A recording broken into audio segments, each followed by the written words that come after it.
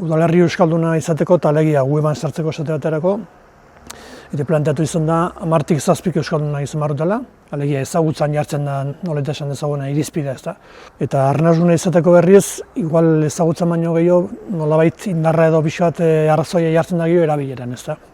Urrun arnasgune izateko izan behar du oso herri euskalduna populazioaren ezagutzari dagokionez, jendeak euskaraz ekin behar du noski, baina horretaz gainera ere esaten dena da, erabilerak ere intenso izan behar dula, eta erabilerak ere oso alto izan behar dula. Gertatu litekelako herri baten populazio oso euskalduna izatea, baina gero kaleko erabilera esateatako edo oso bajo izatea.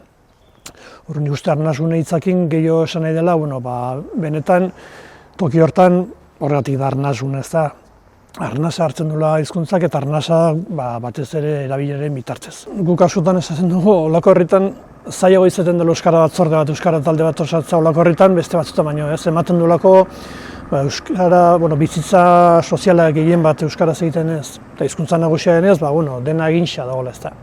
Baina, hemen azkenen da, bakoitza dagoen tokian beti gora begira jartzen da, eta listoia behar da beste toki batzutan baino altuko dago noski, herri euskalduna delako. Baina, euskarara normalizazioa ezin dugu esan hemen ere lortuta dagoenik, ez da horren parte bat falta zaio, eta hemen gure aspirazioa da, gure bizitza erabateko normaltasunez euskaraz egitea, oraindik ez gara horretara iritsi. Gaztelaniak sarbide indartsua daukalako, eta guk nahiko genukena da, Madriden edo Berlinen bakoitza bere hizkuntzan bizi den bezalaxe, hemen berdin bizi, horren hortarako oraindik tarte bat falta da, atzera egitea askotan errazago izaten da, eta gure asmoa da eustea gaur egun daukagun guzti horri, eta gainera faltatzen zion espazioetan oraindik ere urrats batzuk egitea.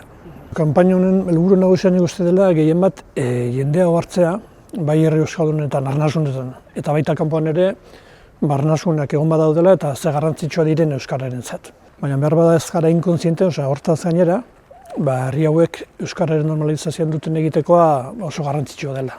Eta hori ez dago behar bada garbi. Ez da herri hauek egiteko bat badaukate euskararen normalizazioan garrantzitsua da, hemen hartzen du arnas euskara, kola esaten da ez da.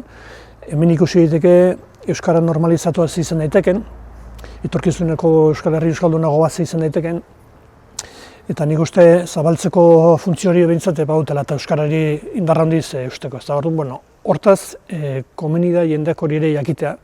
Horren nik uste kanpainaren asmoa dela gehien bat, herritarrak horretaz jabetzea, ahalduntzea eta pixkat bere jarrera horretan indartzea.